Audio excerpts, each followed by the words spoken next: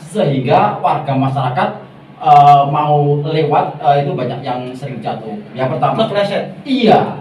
Yang kedua, itu tempat pembuangan sama kondisinya memprihatinkan karena di tepi jalan tersebut sebagai akses keluar masuk warga masyarakat.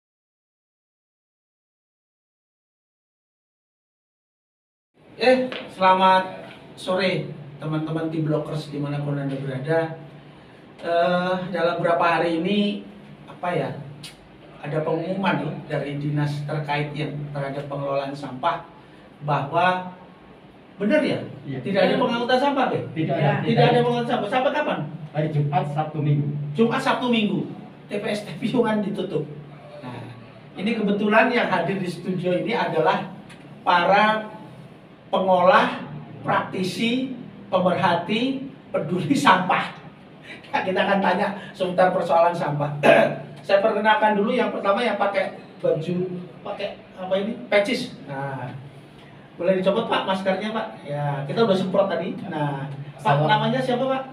Saya Mariono dari TPST Piungan. Satu sebagai ketua komunitas Martiko, yang kedua sebagai juru bicara warga masyarakat sekitar TPST Piungan. Wah, Pak Mariono jadi juru bicara masyarakat sekitar Piungan. Udah berapa lama Pak di sana? Dari awal pembuangan dari 1996. 96 sudah berhadapan dengan sampah Pak? Iya. Buat ini dengan segala permasalahannya Pak? Ya, sering kami menyampaikan apa menjadi wakil atau keluhan dari warga masyarakat ataupun dari aspirasi masyarakat, supaya nanti kalau ada apa-apa tidak saling ada suatu gesekan, maka kami disuruh menyampaikan apa yang menjadi aspirasi dari warga masyarakat ataupun keluhan dari warga masyarakat. Baik Pak Mariono. Bayangin teman-teman dari 96, tahun 96, jadi udah berapa ya? 26 tahun. 26 tahun. 26 tahun. Tinggal bersama di lingkungan TPA, tempat pembuangan akhir sampah Piungan, yang konon di dalam catatan saya sih 14,4 hektar. Pak, sekarang permasalahannya apa sih Pak Mariono Piungan itu? Ya, untuk permasalahan sudah saat klasik ya, sudah lama ya. Itu untuk yang akhir-akhir ini saja ya, kurang lebih 3 bulan. Itu dengan tempat pembuangan sampah yang hanya di tepi jalan. Di tepi jalan? Iya, apalagi musim penghujan, jalannya becek, berkeruk, sehingga warga masyarakat mau lewat itu banyak yang sering jatuh. Yang pertama, kepleset. iya. Yang kedua, itu tempat pembuangan sama kondisinya memprihatinkan karena di tepi jalan tersebut sebagai akses keluar masuk warga masyarakat. Bahkan mau membuang sampah harus jalan itu digunakan sebagai manuver karena benar-benar di tepi jalan.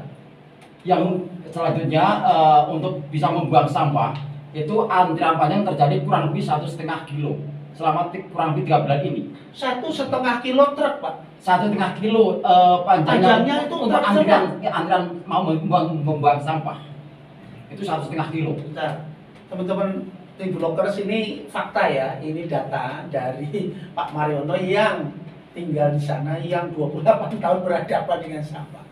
Yang pertama tadi sudah dijelaskan bahwa timbunan sampah sudah sampai ke pinggir jalan, sehingga akses jalan kampung atau warga itu terganggu.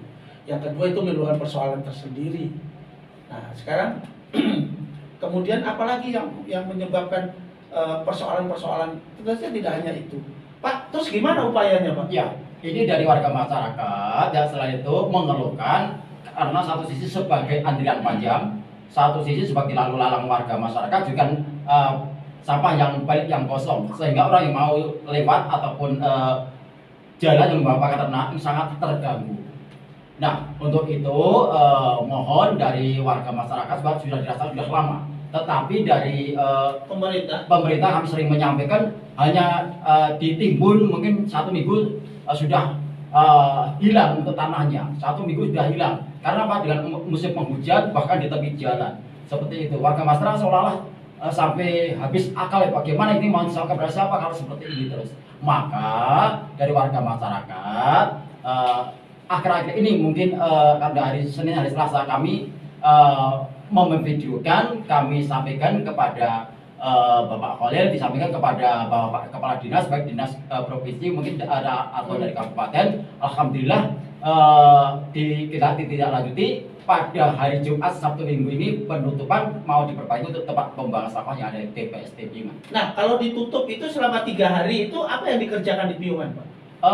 Kalau dari pihak pengelola atau mungkin dari dinas atau bagaimana kami kurang tahu, ini pembenahan tempat pembuangan supaya waktu-waktu yang kemarin-kemarin itu di tepi jalan beneran, bahkan mengganggu akses masyarakat kalau masuk. Sekarang mau dimasukkan ke dalam supaya nanti kemungkinan digeser ke dalam sampahnya. Iya, Gitu. supaya nanti tidak mengganggu warga masyarakat untuk keluar masuk dengan adanya tempat pembuangan yang kemarin di tepi jalan. Oh, tapi itu kan persoalan baru penyelesaian sementara ya, Pak? Iya. Tapi nanti kemungkinan karena konon kabarnya hampir 600 ton setiap hari sampah itu mengalir ke TPST Piungan. Tapi bagaimana sih kita harus mengelola sampah ini? Karena bisa jadi bom waktu. 3 hari saja mungkin sampah sudah menumpuk di Sleman, di kota, di Bantul dan segala macamnya. Saya ada satu lagi kedatangan tamu juga, namanya Mas Takim Sehat Ceria. Iya toh Mas? Iya. Ceria kok. Ceria. Masalah sampah ceria. Mas, Ceria. gini, sampai apa yang dikerjakan? Konon katanya Mas Takim ini juga mengerjakan sesuatu di Piungan. Tapi bukan nganu ya. Ya kita lihat apa hubungannya dengan pemerintah. Programnya apa, Mas Takim? Kami dari komunitas Paguyuban Bank Sampah Jogja dan Agak masyarakat sudah cukup bergerak untuk menangani sampah dengan mengedukasi masyarakat, dengan mengelola untuk masyarakat bisa menabung sampahnya baik plastik, kertas, kaca dan logam, sehingga bisa mengurangi berkaitan dengan pengelolaan sampah. Dan kami juga punya komunitas juga di Yogyakarta Green and Clean. Apa komunitas apa namanya Pak? Paguyuban Bank Sampah Jogja. Terus? Yogyakarta Green and Clean. Yogyakarta. Jadi Pak Takim ini juga selain bank sampah juga membuat namanya apa? Yogyakarta Green and Clean. Ya. Terus Pak? Nah, masyarakat sudah berupaya untuk mengurangi sampah sejak dari rumah tangganya, kan itu. Kami juga komunitas ini juga mengedukasi masyarakat bagaimana sampah organik juga dikelola di masing-masing rumahnya. Kan itu. Tinggal bagaimana dorongan pemerintah daerah dan pemerintah pusat untuk mendorong untuk dalam hal menangani sampah organik di dalam masyarakat, baik dengan cara losida, biofori, komposter, ember tumpuk.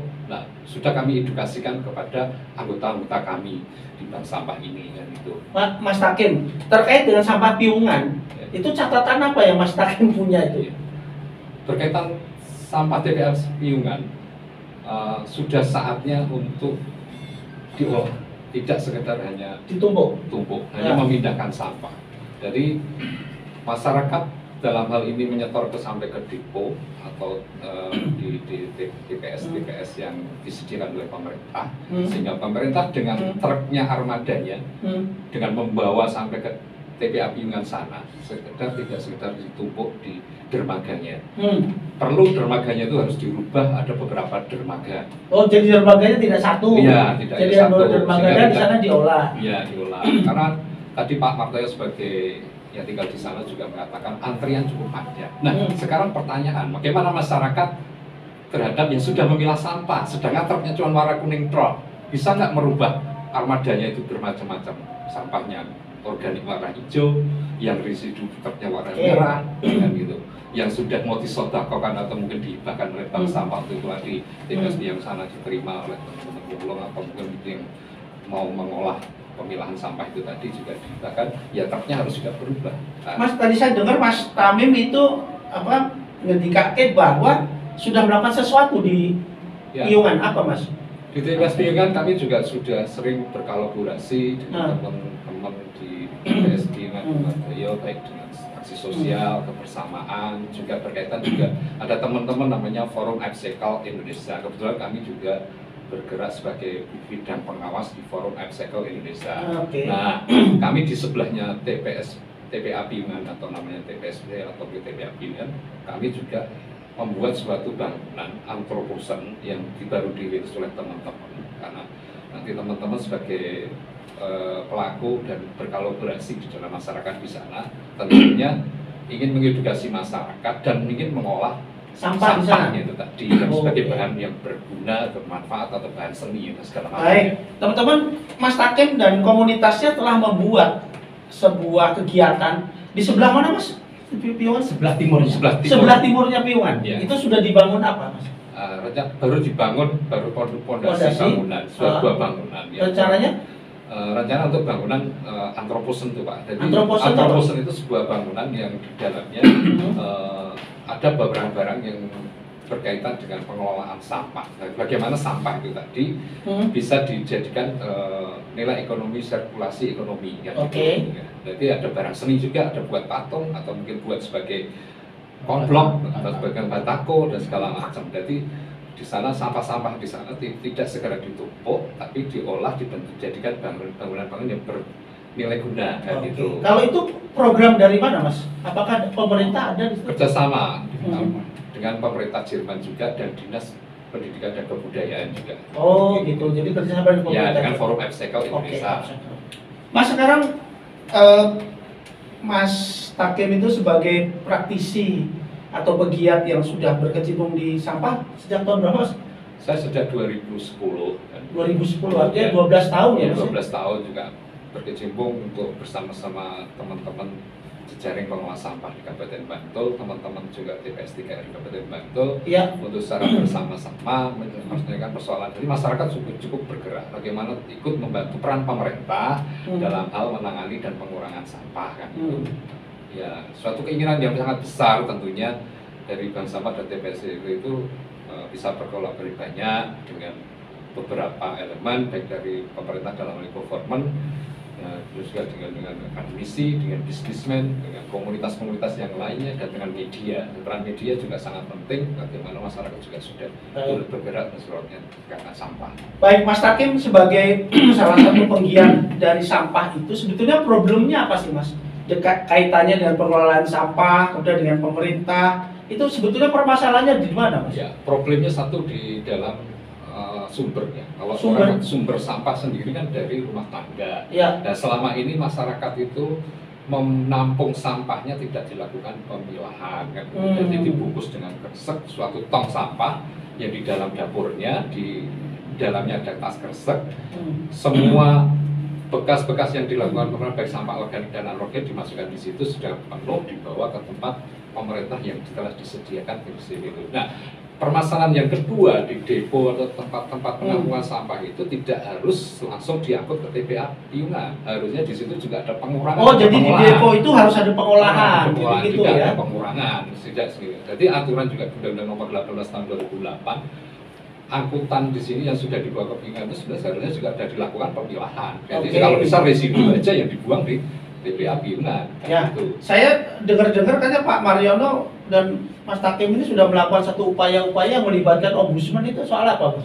Ya, kami juga sudah berusaha dengan teman-teman komunitas beberapa lembaga swadaya masyarakat, dan intinya karena tadi sampah itu sudah menjadi bom waktu, dan akhir-akhir ini juga sampah ini sudah benar-benar sudah menjadi risau dan galau secara masyarakat. Semakin sampah itu tidak bisa ditunda, semakin hari semakin bau, semakin akan menjadi tidak berguna. Termasuk tempat pengelolaannya itu yang di Piungan itu jadi bom waktu juga itu tadi. Maka kami lakukan diskusi dengan ombudsman kita bagaimana masukan karena peran masyarakat di sini dalam Undang-Undang Nomor 18 Tahun 2008 sebagai masyarakat itu bisa memberikan usulan, masukan kepada pemerintah sebagai pengelola sampah kan. Itu diatur di dalam Undang-Undang Nomor 18 Tahun 2008 Pasal 28 dan itu peran masyarakat dalam hal mengelola sampah. Jadi untuk membantu pemerintah untuk memberikan, ini loh saran saya sebagai komunitas, ini loh saran saya sebagai pemulung, ini loh saran saya sebagai TPS 3R untuk memberi usulan dan masukan kepada pemerintah dalam hal penanganan berkaitan dengan sampah. Kalau selama ini peran pemerintah, perlu catatan saya agak banyak ditanya Mas Takim karena beliau dari NGO ya RSM. Kalau apa sih kritikannya Mas Takim kepada pemerintah dalam hal pengelolaan sampah, terutama di Iyalah yang Piungan itu? Apa? Ya, karena di Jogja ini semakin tempat dan lahan itu semakin terbatas, tidak sangat sulit sekali untuk bagaimana di kota Jogja sendiri sampah yang bertonton ini. Tentunya sumber-sumber baik dari sampah dari perhotelan, sampah dari toko, sampah dari UPD dari pemerintah sendiri juga masing-masing UPD pemerintah juga harus diolah. Kantor kecamatan mengolah sampah dong, kelurahan juga mengolah sampah dong, gitu. Dan dinas-dinas juga masing-masing dinas baik apapun, dinas pendidikan, dinas catatan sipil itu tentu punya sampah juga. Baik, saya garis bawahi, Mas Takim. Jadi gini artinya bahwa pengolahan sampah itu tidak harus langsung di piungan saja, tapi di masing-masing daerah, dan pemerintah harus bertanggung jawab untuk mengadakan pengolahan sampah di masing-masing daerah itu ya, sebelum sampai ke piungan. Iya tentu. Peran pemerintah dalam hal ini kan harus bertanggung jawab terhadap pengolahan sampah, karena yang punya peran pemerintah ini yang mengolah sampah. Oke. Masyarakat hanya membantu, dan sebagai sumber sampah memang dia harus masyarakat juga mengolah dari sumbernya sebagai tanggung jawabku kan gitu kan. Tapi kan perannya dari masyarakat ini kan tentu ada institusi pemerintah yang menangani dalam hal ini dinas lingkungan hidup dan Baik. gitu. Baik, terima kasih Mas Takim. Mas Takim kelihatannya hati-hati bicaranya. Baik, baik. Kita masuk lagi ke persoalan pengolahan sampah. Di sebelah kiri saya ada tokoh praktisi pengolah sampah, namanya Pak Budi. Pak Budi Israel, tinggal di mana Pak? Kalasan. Di Kalasan ya Pak ya? Iya. Mic-nya di sini Pak, biar Iya. suaranya agak. Di Kalasan. Di Kalasan ya Pak. Pak Budi, apa yang dilakukan oleh Pak Budi untuk mengolah sampah? Dari tahun berapa Pak Budi mengolah sampah? Dari 2014. 2014 loh, sudah ini pengolah sampah yang dari hampir 5 tahun ke atas, tapi masalahnya kok tetap sama. Pak Budi, apa yang dilakukan? Kita kan melatih TPS 3R.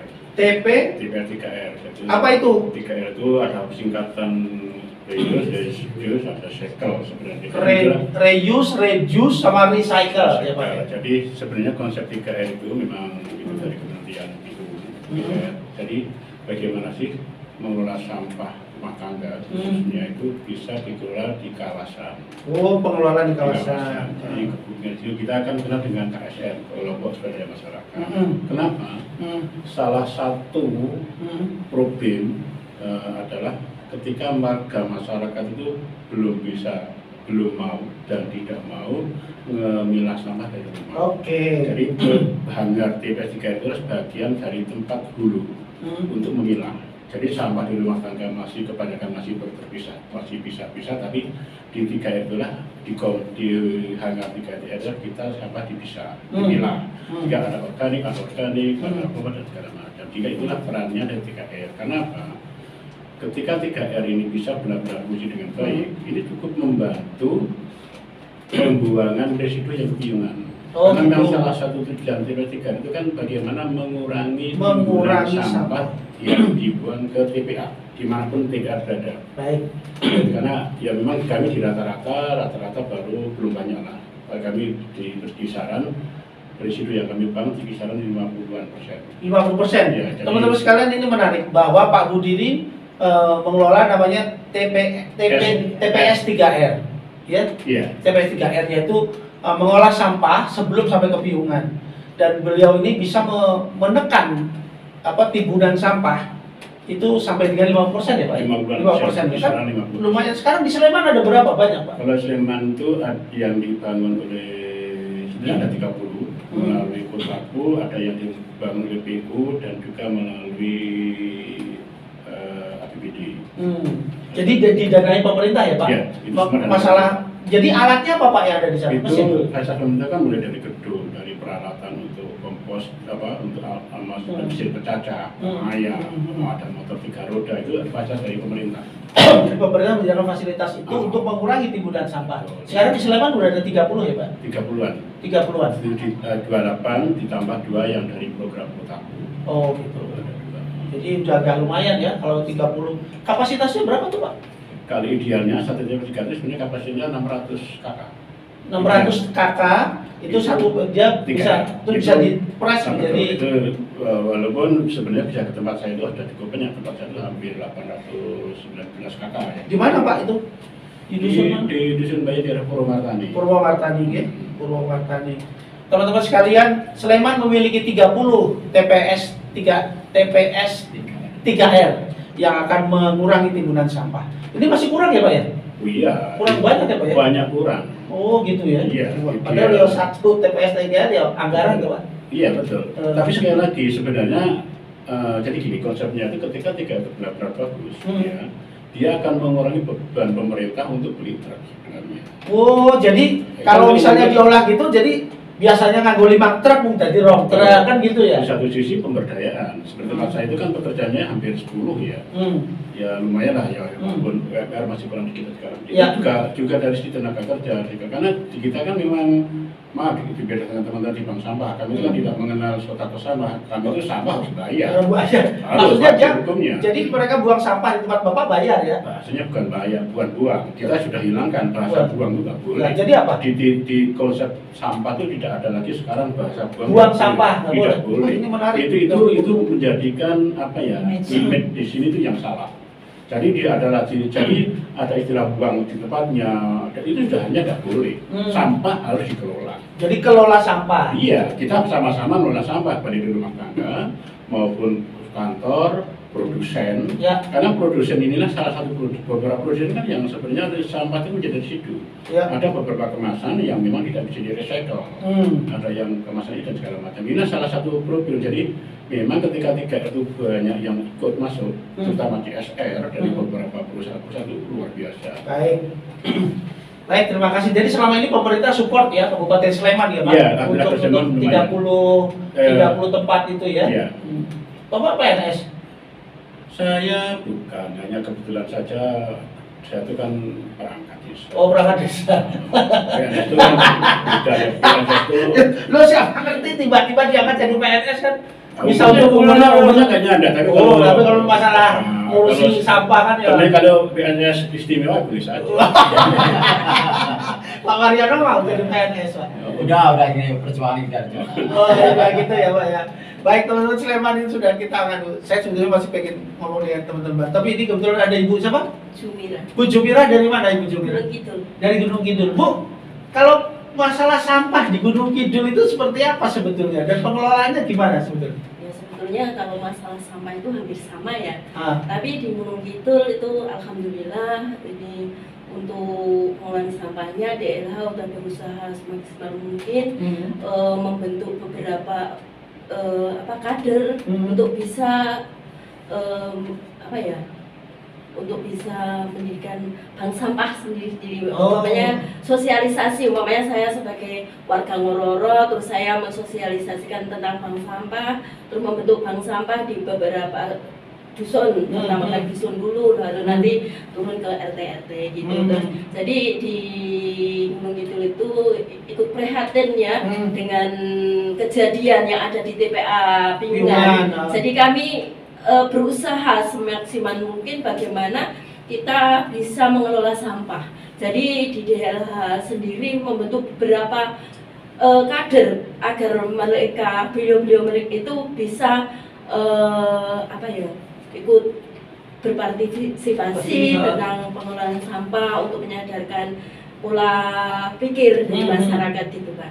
Nah, dan pertanyaan saya Bu adalah apa yang sudah Ibu kerjakan di sana? Misalnya apakah kalau Pak Budi ini kan dia punya TPS 3R. Iya. Kalau di Gunung Kidul apa Bu untuk selama ini saya selalu diikut sertakan dari DLH untuk yaitu sosialisasi untuk daerah itu untuk membentuk bank sampah ya ada sedekah sampah. Bank sampah ada ya?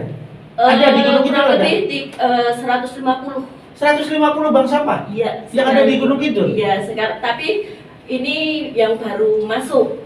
Sebetulnya yang teman-teman itu udah sosialisasikan dan membentuk itu masih banyak yang belum masuk itu. Tapi lebih mungkin 150 ya? Lebih. Kalau Jogja berapa Mas Takin? Oh, kalau Jogja kotanya sendiri Kota Jogja 400. Di atas 400 bank sampah?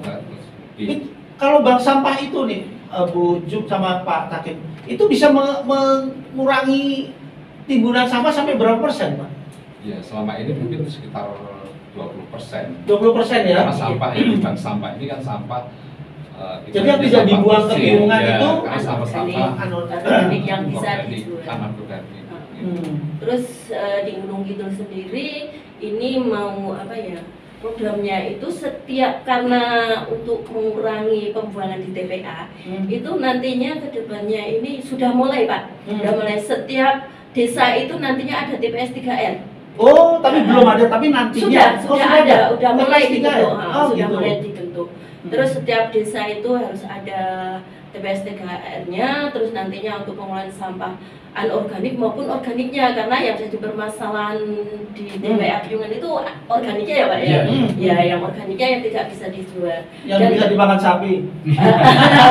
Terus di tempat kami juga saya sendiri mulai itu untuk karena saya juga ikut menjadi kader apa itu Ada Nusantara, Ekoenzim Nusantara. Ekoenzim Nusantara. Ekoenzim Nusantara. Apa yang itu? pengolahan sampah organik yang masih segar, Pak. Sampah organik yang masih segar kita jadikan ekoenzim yang banyak sekali manfaatnya, Pak. Oh gitu ya. Ya, terus yang Jadi apa tuh? nanti Sayur-sayuran segar gitu. ya dari sayuran yang atasnya umpamanya kangkung, nah, yang kangkung itu yang atasnya dimasak, sisa masakan. Terus kalau buah itu buahnya dimakan, kulitnya dibagi itu dibikin itu. Pak. Diolah lagi dibikin apa makanan?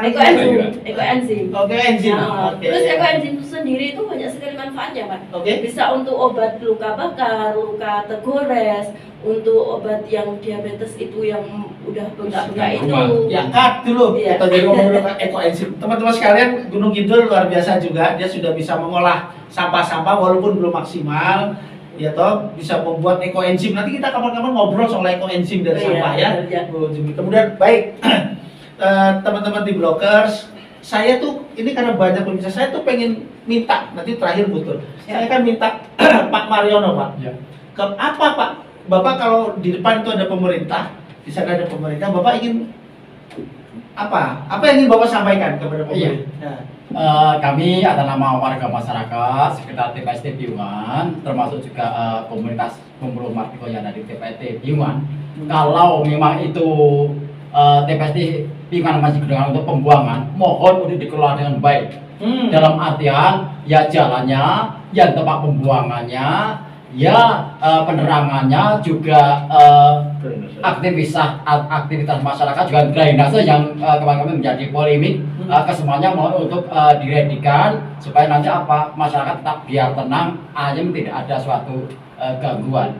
Juga pemulung yang di TPST Piungan itu selama 26 tahun lebih itu tidak ada perhatian sekali ya. Oh, tidak ada perhatian terhadap pemulung. Iya, padahal itu tidak langsung ikut memperjuangkan pemerintah mengurangi debit sampah yang ada di TPST Lewat Piungan itu, lewat apa? Lewat pemulung itu. Iya, lewat pemulung. Termasuk sapi ya Pak? Iya. Nah, karena apa? Pemulung itu bisa mengurangi debit sampah. Kami hitung dengan pengepul yang ada kurang lebih 15 itu 6 ton. 6 ton? Iya, 6 ton per pengepul. 6 ton per pengepul. Per pengepul, pada ada 15 pengepul. Wah, 6 Satu ton. minggu itu berapa? Dikalikan 6 ton kali 15 6 ton kali Iya. 15 Kali 60 satu ton minggu. 60 ton kali Kalau 15. iya, kalau 1 bulan berapa, 1 tahun berapa, sudah 26 tahun Bu, Pak. Kenapa pemulung tidak ada suatu perhatian sama sekali dari berbagai macam hal? Tapi nasibnya pemulung dari penjualan itu dia bisa hidup Pak? Maksudnya? Iya, dengan hasil yang minim dan memanage keuangan ya alhamdulillah bisa untuk menyekolahkan anak dan lain sebagainya. Seperti itu. Sekali lagi, kalau memang TPST yang masih berada untuk tempat pembuangan, mohon untuk dikelola dengan baik. Kami sampaikan tadi, baik jalannya, baik tempat pembuangannya, baik drainasenya, baik penerangannya, dan lain sebagainya, supaya warga masyarakat tetap hidup enak, semuanya seiring jalan, senang berjalan, dan juga kesemuanya bisa warga masyarakat juga tenang, pemerintah juga tenang, kesemuanya yang pembuangan sampah juga tenang. Terima kasih. Pak Mariono, terima kasih. Ini sambutannya kayak ketua RT. Mas Hakim, ayo apa kepada pemerintah Wah, LSM? pemerintah itu, saya sangat menginginkan adanya inovasi dari pemerintah juga. Ya. Terkait Kalau masyarakat sudah membuat bank sampah dengan suatu tempat solahan karena mereka terbatas oleh tempat, fasilitas pemerintah harus bisa berani membuat mobil bank sampah kan Mobil gitu. bank sampah. Contoh dengan titik-titik sendiri. Sehingga masyarakat kan diberi kemudahan untuk bagaimana dia menabung di dalam suatu mobil bank sampah karena alasan keterbatasan tempat dan ruang yang tidak tercukupi di kota kan gitu. baik gitu ya Pak? Ya. Oke. Memang kendala Maju, itu. maju. Mas Budi, Mas, apa Mas? Menurut saya gini, jadi sebenarnya pemerintah kalau saya minta itu penyadaran masyarakat Penyadaran. bahwa mengelola sampah itu harus dibayar. Hah? Mengelola sampah itu harus dibayar. Mengelola sampah harus dibayar. Iya, tidak bisa kita mengelola sampah itu ke 0 rupiah enggak. Karena memang kalau kita bicara soal hitung-hitungan saja, sampah 1 kilogram itu biayanya bisa sampai ratusan ribu untuk menjadi sampah tidak Jadi bermasalah. pengolahan sampah itu, Pak? Iya, ketika sampah sudah menjadi rigid itu, untuk dikembalikan menjadi barang yang tidak bermasalah itu nggak murah. Jadi penyadaran masyarakat, bagaimana masyarakat juga harus kontribusi di dalam mengatasi masalah sampah ini. Tidak hanya, jadi pemerintah di sini adalah juga bagaimana penyadaran secara nyata. Iya. Pemerintah bilang, hei masyarakat. Jadi masyarakat sendiri kan bukan hanya masyarakat di Balu, termasuk masyarakat pemerintah itu sendiri. Oh gitu. Oh iya, kan bagian mereka kan juga masyarakat. Iya, oke. Jadi kita jangan salah bahwa yang dilakukan masyarakat jadi tidak masalah enggak. Kita semua warga itu memang harus penyadaran mengelola sampah harus bayar. Itu harus Memerlukan kos ya, Pak? Oh iya, harus makan kos karena barang yang sudah sangat jijik beberapa orang ternyata menjadi Terbuang, barang. ya? Ya sekarang kalau misalnya kita ada isu insinerator saja, itu nggak murah. Insinerator untuk Padahal itu insinerator sendiri kan menghadapi masyarakat itu masih banyak beragam. Dari ahli begini, ini begini, padahal sama harus diselesaikan. lingkungan. Harus diselesaikan karena harus ada jalan satu yang ekstrim. Kalau tidak ada jalan ekstrim sama tidak akan terjadi kan. Kalau kita mengacu di luar negeri banyak yang sudah dibakar. Tidak mungkin tidak. Baik. Intinya memang jadi intinya bagaimana masyarakat harus menyadarkan bahwa sampah harus dikelola dan harus bayar. harus Mengelola sampah harus bayar. Tidak boleh tidak. Kalau menurut kami. menurut sampah itu. Karena seperti sempat saya, kalau mereka bayar saya tidak bayar, tidak saya ambil. Loh sekarang kalau mereka tidak mau bayar sampah, siapa yang mau bilang? Siapa yang mau membuang ke TPA dan segala macam? Kosnya tinggi. Ya jangan Pak, nanti pemulungnya Pak Par. Sampah. Pasti banyak jalan, banyak justru nanti sama saja seperti Pak Mariono nanti diberikan wajah semacam itu sama saja. Baik. Gitu aja. Sekarang Bu Jumira gimana Bu? Ini apa kepada pemerintah Bu? Ya hampir sama juga toh, Apa? Pak. Mungkin ke depannya ya Khususnya Gunung Kidul ya? khususnya Gunung Kidul itu seperti Pak Takem tadi, karena di tempat kami itu banyak bank sampah, tapi tempatnya itu Pak, tempat untuk pengumpulan bank sampah. Lokasinya itu. Oh, Kurang adalah lebar ya? Ya, itu. Kalau selama ini berapa meter persegi? Apa satu ruko atau? Enggak Pak, kalau di tempat saya itu sementara ini baru mungkin di balai atau mungkin di mana, gitu. tapi kan itu kan langsung diambil dikala kita itu mengumpulkan, ditabung di Tabungan sampah ya? di tabungan sampah langsung diambil pengepul gitu, jadi tidak numpuk di situ. Cuman nantinya kalau sudah disediain tempat itu kan nantinya selama ini kan bersama cuma anorganiknya Pak yang bisa dikelola. Tapi nanti kalau sudah ada tempatnya kan kami mengharapkan itu yang organik itu bisa dibikin pupuk organik, bisa mungkin ada maggot, mungkin ada tempat pembuatan ekoenzim. Jadi yang organik itu benar-benar bisa dikelola. Jadi terpadu gitu ya? Iya, bisa dikelola. Oke, tempat pengelolaan terpadu. Betul, gitu. Baik, kalau saya jadi pejabatnya, oke. Tapi saya. Aduh, amin. Mungkin, amin. Baik, yang terakhir Bu Turyati, beliau adalah sekretaris Paguyuban Bank Sampah. Bu, melihat permasalahan ini, kemudian apa sih yang akan Ibu lakukan selaku katakanlah koperasi sampah atau apa gitu yang nanti akan mencoba untuk merangkai semua organisasi dan jaringan yang ada di DI. Apa Bu yang akan Ibu lakukan? Baik, terima kasih Pak Doli. Nama saya Turyati, saya dari Paguyuban Guntur Madu, sekretaris.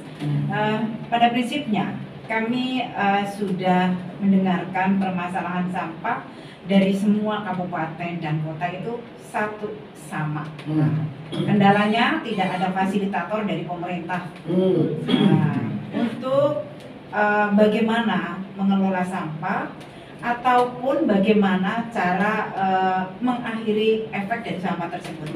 Padahal menurut kami pribadi bahwa sampah adalah sumber dari segala masalah. Contoh kali ini akan ditutup 3 hari.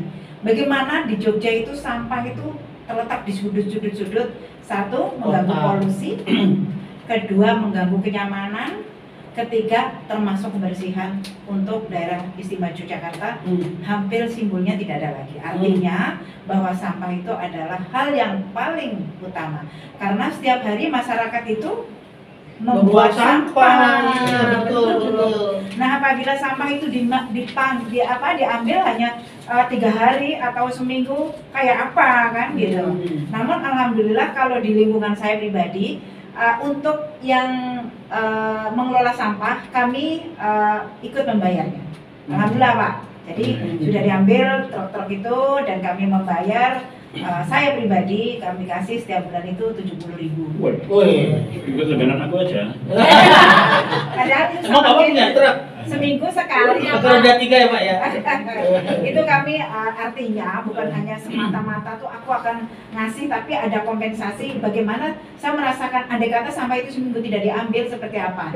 Nah, kami dari koperasi akan mengatakan bahwa peran serta pemerintah, satu, kami akan mengajukan proposal dan pemerintah wajib menganggarkan alokasi anggaran untuk mengedukasi kepada masyarakat di tingkat paling bawah. Kedua, menyediakan tempat sampah untuk memilah sampah. Itulah. Sehingga masyarakat itu sadar betul bahwa ini sampah basah, sampah kering dan sebagainya ada di tempat di situ. Baik. Kami mohon suatu ketika kami akan mengajukan proposal kepada pemerintah itu untuk menganggarkan edukasi tempat sampah. Dan ketiga kali kami juga akan melakukan bahwa apa yang sudah dipilah-pilah tadi akan lebih bermanfaat lagi. Kemungkinan besar menyediakan alat yang bisa untuk menghasilkan barang-barang yang tadi dipilah itu menjadi barang jadi Recycle. Sehingga kami tidak akan kehilangan produk-produk yang notabene dari Jogja, kaca-kaca itu dikirim ke Surabaya. Kembali lagi mungkin Pak sudah menjadi macam-macam. Tetapi andai kata kita sudah punya alat tersebut, kita tidak usah mengirim ke sana. Satu, bisa mengirit untuk lapangan pekerjaan.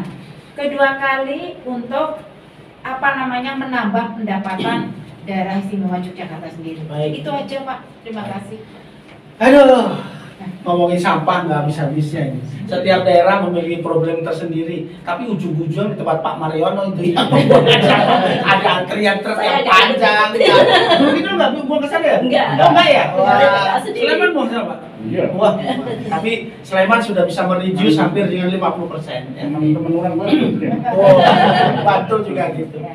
Kemudian ada banyak hal yang juga dikerjakan dan mudah-mudahan simpulkan sendiri saja teman-teman bahwa sampah yang paling penting adalah sampah bisa menjadi berkah, juga bisa menjadi bom waktu buat kita semua. Jadi seperti dua sisi mata uang. Oleh karena itu peran pemerintah di dalam pengelolaan sampah menjadi peran yang sangat serius. Sangat serius, jadi tidak bisa diabaikan karena menyangkut banyak hal. Terima kasih. Gimana Pak? Masyarakat dia. Masyarakat juga itu. Oleh karena itu menjadi sangat serius dan banyak pihak harus digandeng tangannya untuk bersama-sama mengatasi permasalahan sampah. Demikian tim Blogger, sampai ketemu lagi di lain acara. Salam 3 ya. 3R.